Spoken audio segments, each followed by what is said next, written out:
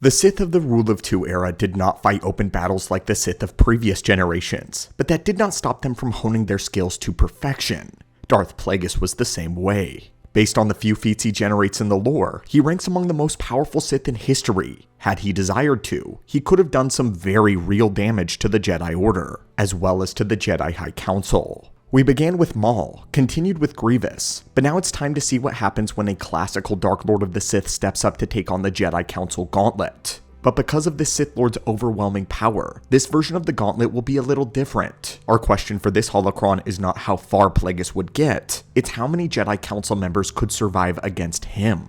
The Gauntlet we all face every day is rarely a series of lightsaber duels, but a much more sinister enemy: boredom. If you wish to arm yourselves against this hideous foe, then be sure to force crush that subscribe button so that you can be entertained by the lore of our archives. But before we throw Darth Plagueis into the Council Gauntlet, if you enjoy these deep dive explanation style videos like this one, and you also happen to be a fan of the Percy Jackson universe, then I would like to introduce you to the channel known as Half-Blood Hour. Half-Blood Hour is a channel dedicated to breaking down all things Percy Jackson, from the original book series to the new television adaptation, and even the deeper ties to Greek mythology that inspired the stories originally. Over at Half-Blood Hour, they've been steadily building an entire library of lore dives, theories, and character breakdowns. So if you love well-researched content that explores the mythology and the world building behind Percy Jackson and that universe, this is the perfect channel for you to check out. You can find a link to their channel in the description down below, and if you stop by, be sure to let them know that the Stupendous Wave sent you. It helps them grow, and it's a great way to support another creator doing high-quality, lore-focused content. Thank you to Half-Blood Hour for sponsoring today's video, and now, let's dive into Darth Plagueis and see what he is truly capable of. Welcome in, lore junkies, now let us begin.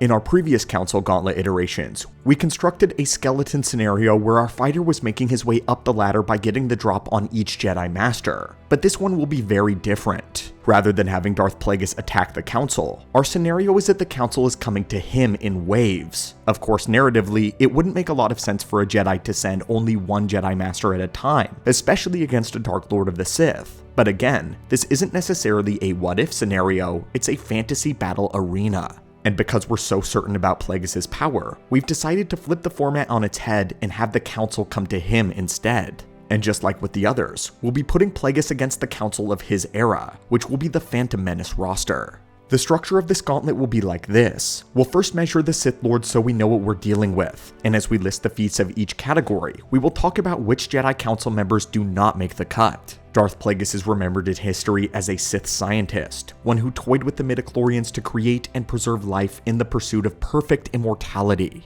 As he is often seen in the laboratory, many do not give him his due credit when it comes to his combat knowledge and skill. This is especially because he was killed in his sleep by his apprentice Sidious, but in actuality, due to his extensive knowledge of the dark side and its many secrets, Plagueis was an extremely formidable opponent. He was not afraid to experiment with the Force, and because of this he gained many arcane and unnatural powers that he could call upon at any moment. When Plagueis' master Darth Tenebris invaded Plagueis' body with his consciousness, he was shocked to find that his apprentice was much stronger than he had anticipated, even as his master, and following Tenebris' death, Plagueis' powers and midichlorian count would grow substantially. This was due to a strange inheritance ritual that takes place in the Rule of Two, when an apprentice kills their master. Following this event, even after a decade of training, Sidious would comment to himself that his master was more powerful than his own comprehension. And by the end of Plagueis' life, it was said that Plagueis' powers had increased tenfold since that time. So before we get into the actual battle feats of Darth Plagueis, it's important to note just how far beyond the Sith Lord was on a potency level alone, especially compared to the Council.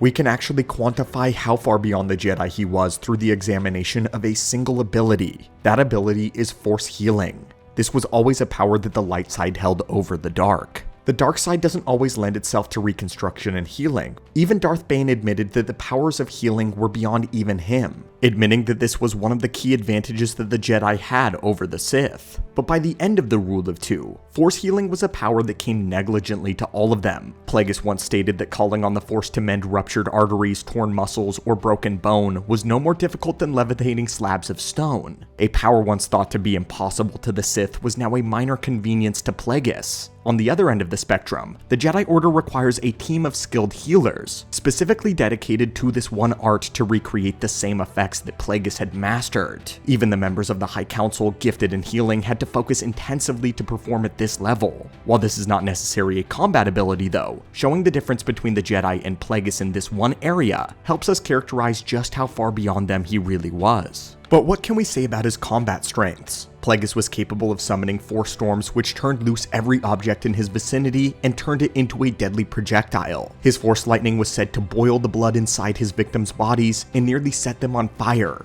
He could hurl around other force sensitives without even gesturing and snap their necks just as easily. His powers were so advanced that he could elevate even complicated abilities. Case in point, when he performed Phantom Menace, he didn't just absorb the energy into his hand, but he could take the energy into himself and redirect it back out into another form such as lightning. Plagueis created illusions that were so real that they fooled even a young Sidious's eyes and his senses. His force scream shattered eardrums, and in the most destructive application, he used a force repulse that atomized the bodies of half a dozen enemies. To top this off, many of the feats we just listed were done while Plagueis was bleeding out from the neck and 2 of his 3 hearts were failing him. With this knowledge, we can go ahead and knock off a couple of Jedi Masters that obviously cannot even step to the Dark Lord. The first eliminations are Adi Gallia, Evan Piel, and Yaddle Poof. All of these Jedi we do not believe that Plagueis would ever even ignite his lightsaber for. Adi Gallia was mostly a pilot and an intelligence expert, and although she studied Form 5 Xi'an, her only 2 duels show her losing and in dramatic fashion. She didn't stand against Grievous using only 2 lightsabers, and she was executed by Savage Opress. Master Evan Piel was a much better fighter, having studied the 7 forms of lightsaber combat, including the Forbidden form. However, that worked against him in that he was taken prisoner by mere droids aboard his own ship.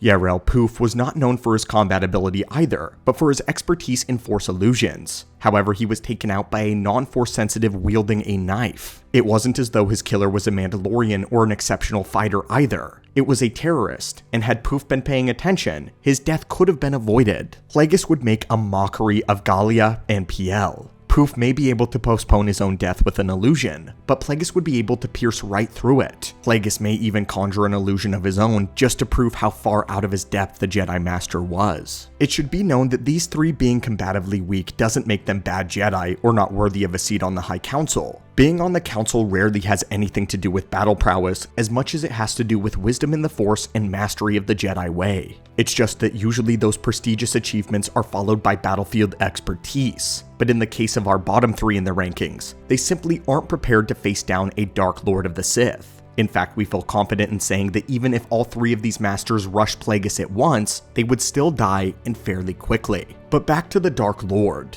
He was not a being that simply stood back and blasted with the Force. He was incredibly agile and physically powerful as well, especially when channeling the Force through his body. There was a time that he was able to harden his body to where he ignored physical damage. In this moment, he was fighting a crew of other beings that attacked him with teeth and claws, but the novel describes that it was as if he had turned to stone. Their attacks had no visible effect on him whatsoever, and when getting scrappy, Plagueis was able to reinforce his limbs with the Force, enabling him to punch straight through body armor, puncture chest cavities, and smash skulls. In terms of speed, Plagueis could outrun rainfall and move so quickly that he became imperceptible to optical sensors even on droids. Through a combination of speed and agility, Plagueis deflected and even evaded omnidirectional blaster fire from a ring of heavily armored battle droids, and during his duel with Darth Venomous, it was said that his movements made him appear like a red lightning bolt flashing and streaking through the forest. The Force is one thing. What about the lightsaber? In terms of his skill with the blade, Plagueis can be difficult to place accurately. His only recorded duel is against Darth Venomous, and not only does this duel not last very long, it doesn't give us a complete picture of where Plagueis ranks as a pure duelist. The problem is Plagueis despised lightsaber duels and thought of them as antiquated practice. In his mind, a Sith's real weapon is the Force and their ability to outsmart their opponent in other, more corporate ways. A true Sith of the rule of 2. One needn't simply kill an opponent with a lightsaber, but burn their life around them, making them watch until you finally grant them a slow death that they have now begged for. That was the way of Darth Plagueis. Plagueis states that the lightsaber duels were tedious affairs to him, filled with wasted emotions and needless acrobatics. However, his master Tenebrous enjoyed a good duel and pronounced Plagueis to be a master of the art. But of course we can't really know how reliable this is, considering the rule of two didn't regularly go out and duel Jedi. We are by no means stating that Plagueis is a bad duelist though. It's quite the opposite, as he had defeated an opponent that Tenebrous had trained specifically to kill him, giving him that unique skill set. Venomous was knowledgeable in Plagueis' style, and was countering all of his moves and technique before the moon actually turned the tables on him. And when he did, the novel describes Plagueis moving outside of himself, puppeteering his own body with the Force like a marionette. He achieved a sort of autonomous instinctual state where he was able to easily defend himself against another duelist until he saw an opening where he would strike and eviscerate them. When Venomous grew frustrated and made a mistake, Plagueis relied on the Force to exploit it. Conclusively in terms of dueling, Plagueis definitely excels and is suggested by the author James Luceno to be on Sidious's level. However, he relies on the Force way more, and much prefers the use of that rather than his lightsaber. And even when he does use his lightsaber, he's constantly channeling the Force in subtle ways to enhance himself or to disrupt his enemy. He was a master strategist, and knew not only how to end a fight quickly, but make it work towards his advantage. With all of that laid out, we can talk about the rest of the council. Tiin, Koth. These are the next heads on the chopping block. Both Jedi have many combat accolades to their name. Tiin was regarded by Windu as one of the finest duelists of the Order, aided in part by his exceptional precognition. This was the reason that Windu had selected him among the party that arrested Sidious. However, we all know how that turned out. In the film, Tiin was the second one to drop to Sidious's whirling blade. In the novel, he was the first, as Palpatine managed to get him to lower his defenses before striking, prompting the Jedi Master to read his mind. Koth was another master who had a notable battle record. He was able to defend himself against General Grievous with a wounded arm, and he only surrendered when he was completely surrounded by Magna Guards. In the canon comics, he also fought Vader in the Purge, and though the duel was brief, he held off for a respectable amount of time before being killed. Again, this is Darth Vader. But because Plagueis is already comparable to Sidious as a duelist, he easily takes Tiin, and since Palpatine is, for argument's sake, at Vader's level in terms of dueling skill, it's not unreasonable to say that Plagueis drops Koth as well. Both cases are assuming it even comes down to a contest of the lightsaber. It's very possible that, once again, Plagueis is able to just completely overpower the Jedi. Next is Depa Billaba, and she's a bit of a doozy to talk about. Depa was in all actuality a Jedi consular who specialized on Force empathy, healing, stealth, and telepathy. But despite her more focus on the spiritual state of the Force, she was still a formidable warrior. In canon, she was a pretty unremarkable practitioner of Form 3 lightsaber combat Surisu, the defensive form. But in Legends, she was one of Mace Windu's only Padawans, and the only person besides himself and Sora Bulk to master and practice Vapad. Towards the end of the Clone Wars, she would go missing on Windu's home planet of Haran Kal, having been driven mad by the darkness of the planet's jungle. But by the time Windu found her, she had been fully consumed by the dark side of the Force. She managed to surprise attack Windu and critically injure him before engaging in a duel. Mace still managed to triumph over her, though the battle was very close. Windu would later even claim that Depa's blade work had surpassed his own. But we have to be fair when we analyze Billaba here. In this instance, not only was Mace Windu suffering from a stab wound, but Billaba was both drawing upon the dark side and feeding on the life energies of the nearby beings under her will and servitude. So in essence, she was supercharged when she fought Windu on Haran Kal. These factors would not be present if she were to engage Darth Plagueis around the time of the Phantom Menace though. Also, a Phantom Menace Depa wouldn't be as adept as the Clone Wars Depa, as we highly doubt she had mastered Form 7 beyond Mace, and was even close to Windu at this point. Having said that, it's likely that Plagueis would at least be taken aback by this Form 7 variant. He wouldn't have any prior experience dealing with the trickery or reflecting an opponent's darkness back onto them. But what many don't realize is that Vapad may be strong, but it is far from perfect. It's an ability to stay on par with the individual a Vapad user is fighting, and it is dependent on their own personal strength. According to the novel for Revenge of the Sith, when Palpatine turned his Force lightning to maximum, he nearly overwhelmed Mace Windu's Vapad. So despite having the ability to reflect the dark side, it's proven to have limits here.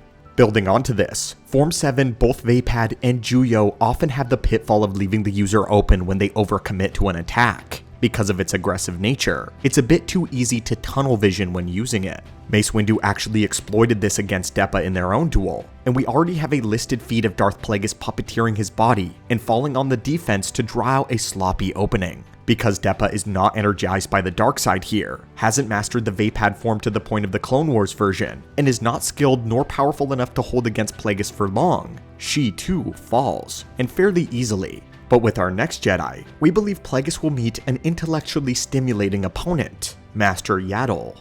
Much like himself, Yaddle is a master skilled in the esoteric arts of the Force. This includes Moricho and Force Light. Moricho is the ability to slow down an opponent's vitals with the Force to the point of making their heart stop, and Force Light is a way of generating a wall of pure light that scatters the influence of the dark side. It has the ability to weaken or even outright sever Darksiders from touching the Force. Both of these are incredibly fearsome abilities for a Sith Lord to ever encounter, even Plagueis. Starting out though, we can rule out Yaddle being able to use this ability of Morchiro. Darth Plagueis is simply too powerful in the art of organic alteration to allow this to affect him. His entire field of study, the one he spent his entire life experimenting with, was how the Force influences the body and its organic material. He got to the point of mastering his own midichlorians to reverse his aging and become nearly 30 years younger. He would immediately sense a Jedi attempting to influence his vitals, and throw up a Force wall of defense to block it out. Plagueis is also not a fool, nor an arrogant one to draw out fights. If he senses Yaddle is potentially a great threat, he will attack her with ruthlessness in order to destroy her as quickly as possible.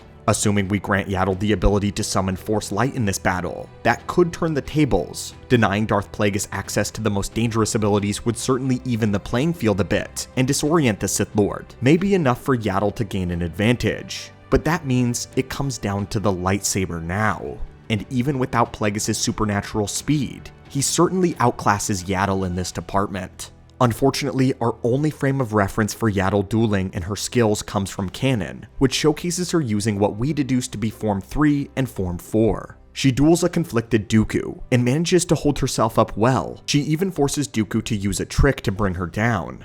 But I think it's fair to say that Dooku is portrayed as holding back here, and even then, Yaddle was struggling intensely, and was nearly out of breath by the time it was all over. Utilizing an extremely powerful draining ability like Force Light would tap Yaddle's resources thin. With her well of energy dry, she doesn't really have what it takes to finish the job against a duelist of Plagueis' caliber. Unfortunately, Yaddle too is cut down. A very similar assumption can be made for Oppo Rancisis. He too was a master of the lesser known light side abilities like Yaddle. In our previous Gauntlet videos, the esoteric force abilities proved to be a massive advantage for the Jedi High Council. But here, Plagueis is so fascinating because he matches them. Rancisis was most well known for employing the often overlooked ability of Malacia. Malacia was the power to turn the target's equilibrium against themselves in order to induce crippling nausea. He was also incredibly quick, able to handle multiple physically enhanced enemies at once. Though he had 4 arms, he used only one lightsaber, but mixed it with his long serpentile tail to grapple and to take down his foes. But like Yaddle, Plagueis could sense things happening within his body, and would resist the effects of Malacia. That was Oppo's main trick, and without Force Light to level the playing field, he's forced to face Plagueis head on. We have already established just how far beyond the Jedi Plagueis is in terms of raw power alone. So if Rancisis were to try to engage him directly, he would find a power that he could never hope to overcome. Oppo was indeed intelligent though, and used most of his time in the Jedi as a battlefield tactician. Fortunately though, we don't have enough strategy feats to say that he would compare to the vast intelligence of Darth Plagueis. Darth Sidious outsmarted the entire Jedi Council, including Yoda, and even to him, Palpatine was terrified of Plagueis' intelligence above nearly anything else. He once thought of his master as being nigh omnipotent, and after dealing the killing strike, Sidious would check again to make sure that Plagueis was really dead, and not playing some sort of twisted game. Oppo Rancisis finds himself outclassed in literally every category, and so he is defeated as well. We move on to Mundi, a Jedi Master known for his strength, both his strength of character and his capability in combat. But despite how challenging he usually proves to be, our comparison here is pretty quick. Mundi was defeated by a Legends version of General Grievous at the Battle of Hypori. When Grievous made himself known, he took out all of the Jedi in Mundi's company, leaving the Jedi Master to face him alone. Although he lasted the longest out of all of the Jedi, it is very clear that had the ARC troopers not arrived, he would have died to Grievous. As soon as they got there, a very beaten up Mundi was disarmed and Grievous raised his lightsaber for the killing strike. Later in the series, we would watch as Dooku proceeded to make a mockery of Grievous. He effortlessly defended himself against the general's blindingly fast and crushingly powerful blows, all the while lecturing him about his technique, his finesse, form. And again, for argument's sake, since Dooku, Sidious, and Plagueis are comparable to one another as lightsaber duelists, the answer becomes clear. Mundi is powerful and would certainly last longer than most of his predecessors, but he would go down fighting. He'd fight to his very last breath, perhaps even gaining Plagueis' respect in the process, but he too would fail. Alright friends, now we have reached a point where our previous challengers have failed. Jedi Master Plo Koon. Both Maul and Grievous stopped at Plo. We have stated that Koon is one of the most prolific masters of the art of both lightsaber combat and force technique. He's shown to be incredibly fast and devastatingly powerful, combining the use of both forms 4 and 5. With the Taru acrobatics and Gemso blade work, Plo fights similarly to the way that Anakin did, creating a very mobile and a destructive style. He can employ Phantom Menace, and he has been able to use Alter Environment to bend massive clouds to his advantage. He is also the only Jedi to use Electric Judgment on the Council, the light side variant of Force Lightning. Above all of this, his physical strength and resiliency is legendary. Plo is able to throw fully grown humanoids with ease and take out several extremely strong attackers with the use of the lightsaber. He can survive in the vacuum of space without an envirosuit and is able to tank insane damage. One of his best feats is defeating Ventress with a broken arm, even going as far as to shrug off her kick right into his injured limb. Neither Maul nor Grievous had made it through Plo Koon thus far, as he has remained a milestone, a Jedi yet to be broken by any of our challengers. But today, we believe that Darth Plagueis walks right through him. Plo will be the very first Jedi Master on this list that actually makes Plagueis put in real effort. But we do not think that Plo has any trump cards in his deck that could turn the tides of battle in his favor. Plagueis is undoubtedly more powerful than he is, and his feats of physical strength and resiliency actually far exceed even Plo's. Before, Plo's Electric Judgment gave him a distinct edge, but Plagueis is one of the only Sith Lords to acknowledge the Jedi ability of Electric Judgment and to know about it. Plagueis was fascinated with the Jedi and their experiences with the dark side, what it looked like, and how it compared to true Sith. Not only does Darth Plagueis know about Electric Judgment, but he doesn't regard it with much enthusiasm. According to Plagueis, what Jedi can do is a mere facsimile of real Force Lightning. What really hurts that ability is the fact that it's non-lethal and doesn't have the voltage of the real thing. On his deathbed, Plagueis was still resisting Sidious's lightning, forcing his apprentice to change tactics and begin choking him instead. If Plo tried to use this ability on Plagueis, the Dark Lord would absorb it and fire it back out with his own Force Lightning just to show Plo what it really is supposed to be like. Master Plo's Phantom Menace would not be on the level to defend against that power for very long. What hurts Plo the most in this matchup is his breathing mask. We've let him slip by on this subject for a bit too long. In the past against Maul and Grievous, we ruled that his sheer speed and blade work would be too good of a defense to make his main weakness a factor, but not so against Plagueis. If Plagueis doesn't completely exceed Plo's speed, he definitely at least can keep up with him. In terms of the lightsaber, we wouldn't feel comfortable saying that Plo would outlast Sidious or even Dooku at the blade, so that passes on to Plagueis as well. And being a researcher of species, Plagueis would immediately know a Keldor's weakness, and ping that the breathing mask would be his main target.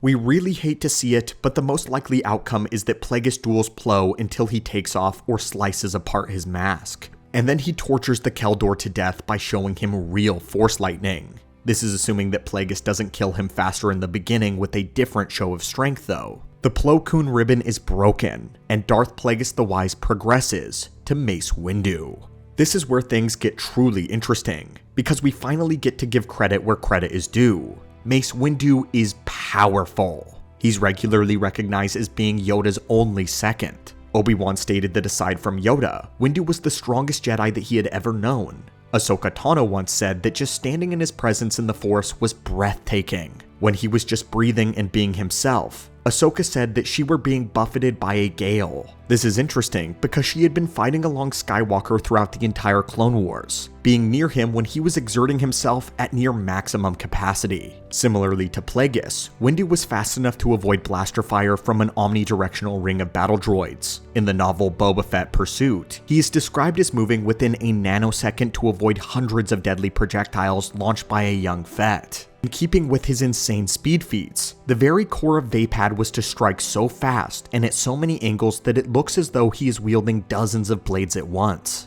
Also similarly to Plagueis, he reinforced his fist to be able to punch straight through the battle droid's armor. Keep in mind in the Clone Wars, Windu was famous for facing the B-2 super battle droids, which had reinforced armor plating that could take several small arms blaster shots before being put down. Windu also physically overpowered a Gundark by breaking its grip off of him and then damaging it with his kick. And then of course, we must consider the fact that Windu has one of the best force abilities in all of the lore, Shatterpoint. We think it's fitting to have Mace himself explain exactly what this is from the novel. Imagine a Karuska gem, a mineral whose interlocking crystalline structure makes it harder than Durasteel. You can strike one with a 5-kilo hammer and do more than a dent to the hammer's face. Yet the same crystalline structure that gives the Karuska strength also gives it shatter points, spots where a precise application of carefully measured force, no more than a gentle tap, will break it into pieces. But to find these shatter points, to use them to shape the Karuska gem into beauty and utility,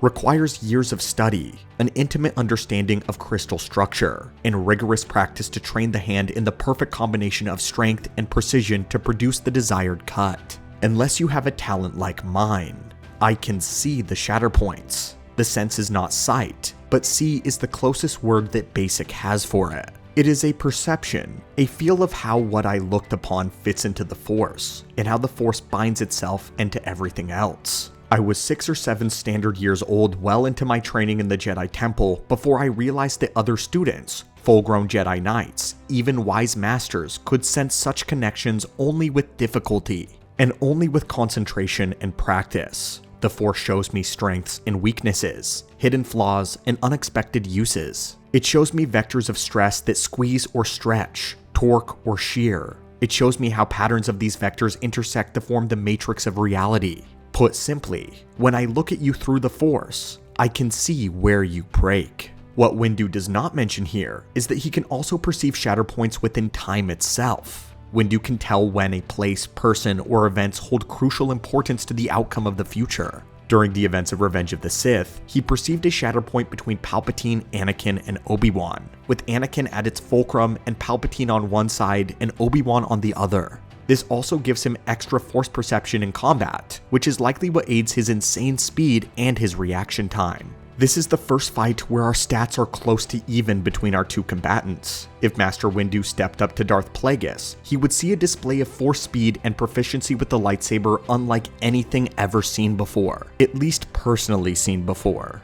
We believe that Plagueis does not defeat Windu with the lightsaber. He would find out quickly that he has met his match at the blade. Waiting for an opening the way that he did with Billaba would not serve him well here. Windu is too fast, too strong, and his strikes are too precise to allow the battle to drag out. Plagueis will have to undermine him with the Force. So how do we begin to decide the outcome? Relying on the Sidious comparison may be our only roadmap, but that won't do too much to clear things up. To this day, the true winner of Windu versus Sidious is hotly debated. In Lucas canon, Windu won conclusively, but in Legends continuity, it often deviates from Lucas's original vision, and according to the Revenge of the Sith novel, which George also approved of, the result is more nuanced. It explicitly tells us that even though Windu would let go of all Jedi restraint and fell as deeply as possible into Vapad, he and Sidious had reached a stalemate. It says that he went further into the form that he had ever gone before, and it still wasn't enough. The only thing to push it over the edge in his favor was when Windu unknowingly drew a burst of power from Anakin's fear. And when Palpatine unleashed a torrent of Sith lightning, his Vapad nearly broke.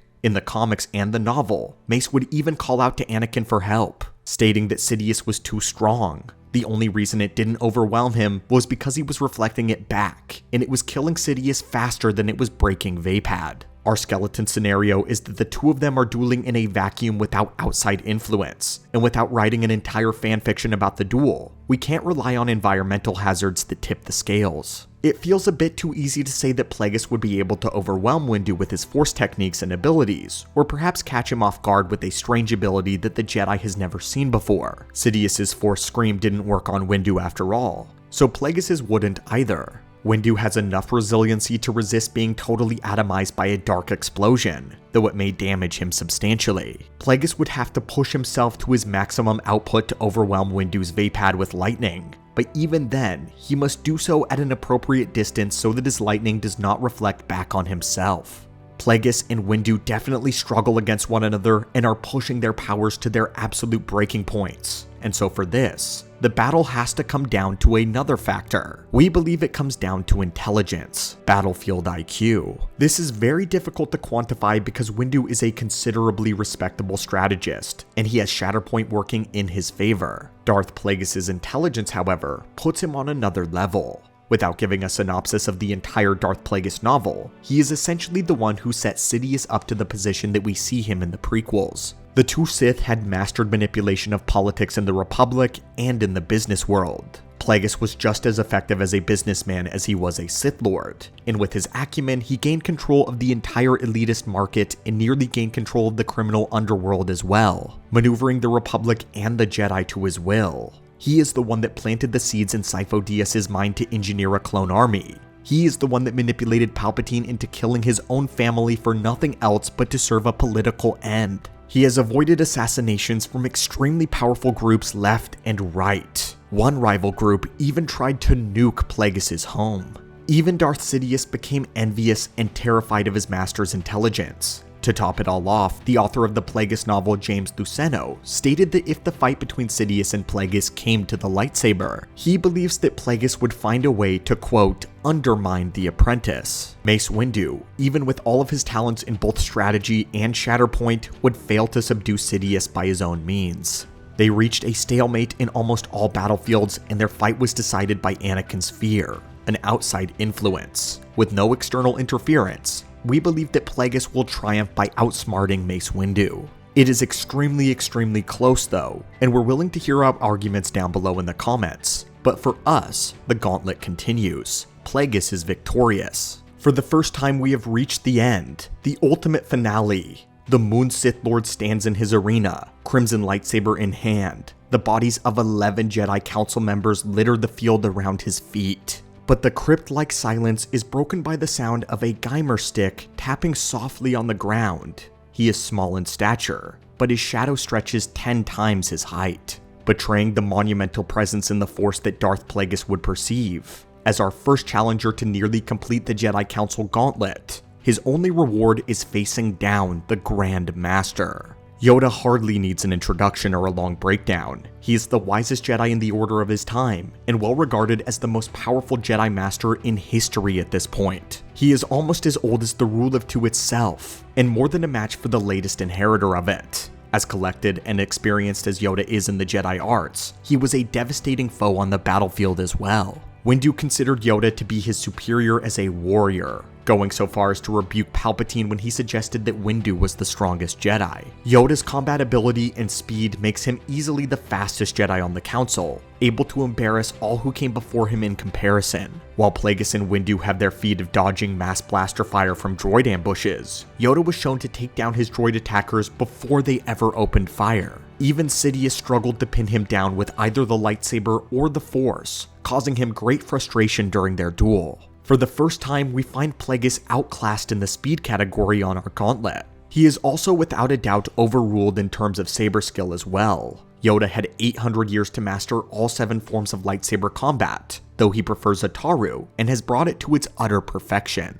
It is thought that no Jedi in their history has mastered the 4th form in the way that Yoda has. In a sourcebook all about lightsabers, it states that Yoda's blade skills are unequaled. According to a cutscene from Revenge of the Sith in its script, it was revealed that Yoda actually disarmed Darth Sidious, technically emerging victorious in their duel in the Senate chamber. This is substantiated as still being canon due to comics and other novel sources, and so in our opinion, something similar would happen with Plagueis. Even in his duel with Venomous, Plagueis struggled a little bit in the beginning. He actually got scorched on the side of his neck by Venomous's blade. Of course, this was due to Venomous being schooled in Plagueis' style. Again, he was trained specifically by Tenebris, someone who taught Plagueis to kill his apprentice. But since we already stated that Plagueis would reach a stalemate in the blade with Windu, Yoda would undoubtedly triumph over him with great effort. Especially since it's been stated that in Power and the Jedi Sourcebook that Yoda has triumphed over Windu in many sparring duels. This leaves the decision down to yet another battle of Force wizardry between Yoda and a Dark Lord,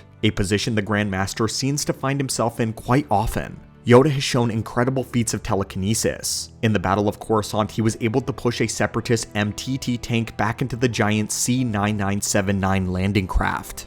He then closed the doors of the dropship and forced it backwards before taking yet another dropship down and pulling it down into the first. Yoda was able to lift a giant machine known as the Steamcrawler out of a gully, a feat that Windu did not believe he was capable of. It's been suggested that by the time of the Clone Wars, and in the Clone Wars visual dictionary, that Yoda can even use telekinesis to hover in air. Another great feat of his telekinetic ability was being able to overpower Sidious, hurling him a great distance backwards. The only other person to dominate Sidious with the Force was Darth Plagueis. Yoda's Phantom Menace was shown to be able to hold the full power of Sidious's lightning, under which even Windu's vapad nearly shattered. His abilities in Alter Environment allowed him to create a pocket of air in a vacuum, while also holding on to someone else with the Force. All of these abilities allow Yoda to either resist or counter just about anything we mentioned Plagueis was capable of. Even if the Dark Lord attempts to use trickery and illusions, Yoda's senses abilities have proven to nullify that factor. He once sent several chameleon droids while they were still cloaked, and then cut them down before they could even uncloak to attack.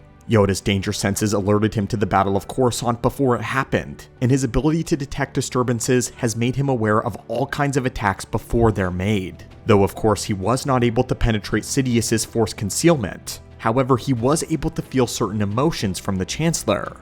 All in all, Yoda's perceptions would keep him from falling for illusionary tricks. And if Plagueis tried to strike him from the shadows, Yoda could react far too quickly. The only way Plagueis could off-balance his senses was to overwhelm them with sudden massive losses of life, or maybe creating a similar disturbance. But again, we aren't allowing outside factors, so this is out of the question, but it is interesting to think about. So how can this be decided?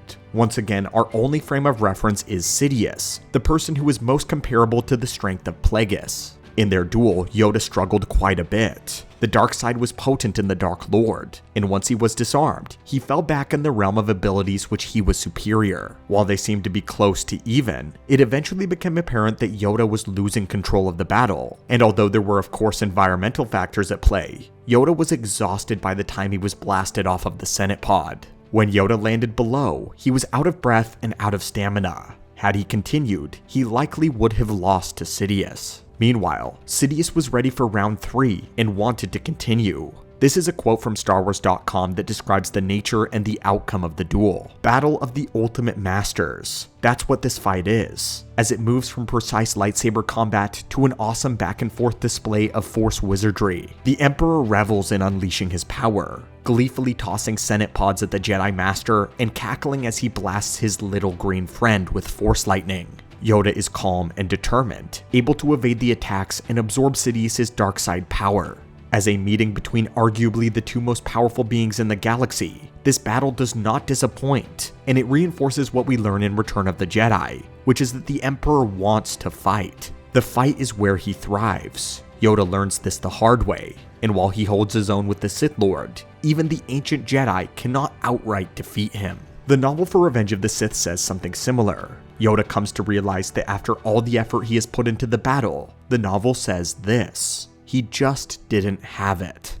Of course, that line is a bit vague and may not necessarily translate to powers. The context of the quote is that Yoda comes to realize that the fight between the Jedi and Sith could not be decided by lightsabers or Force abilities. The Sith had won by remaking themselves into something that controlled the galaxy from the inside. They could not be killed physically. They had won through centuries of manipulation, and they now owned the Republic. This was the moment that the Force informed Yoda that he needed to run and live to fight and train another. So that doesn't conclusively state that Yoda was incapable of defeating Sidious, but it does show that he may not have had what it took to take him down in that moment. So does this translate to an outcome with Darth Plagueis as well? Let's not be too hasty. It is here in our research of this holocron that we realized we made an oversight, one that will surely determine the outcome of this duel. The oversight we made is that Darth Sidious is stronger than Plagueis, especially by Revenge of the Sith. By 32 BBY, it suggested that Palpatine and his master are just about equals. But when Palpatine slays Plagueis, he undergoes the same dark inheritance ritual that he had, the one that sharply increases his power.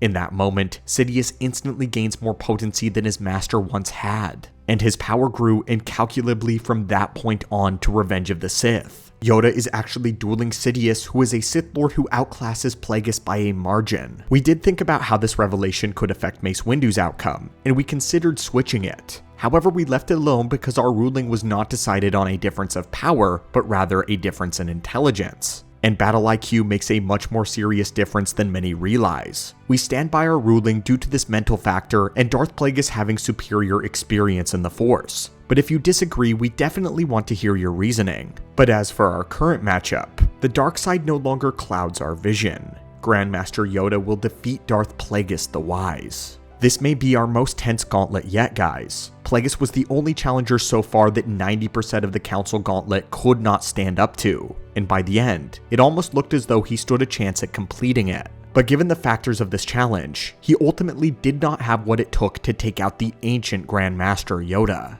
Nevertheless, it does show that he was indeed wise to remain hidden. He even warned his apprentice that the two of them together had little chance of taking out the entire council. However, in a progressive 1v1 scenario, Plagueis gets very far. Starting out, this little thought experiment began with us believing that he would just wash the entire council and only really struggle against Yoda. But we were surprised to find that once he reached Mace Windu, he'd find a significant challenge. And so, my friends, this is our current analysis. We really enjoy making this type of gauntlet video, so leave down in the comments down below who should run the gauntlet of the Jedi Council next, or what other gauntlets we could explore. We're actually working on a few that might surprise you, including one with Jango Fett, so stay tuned. As always, my friends, thank you so much for supporting the channel and the holocron, and as always, may the Force be with you and have an amazing day.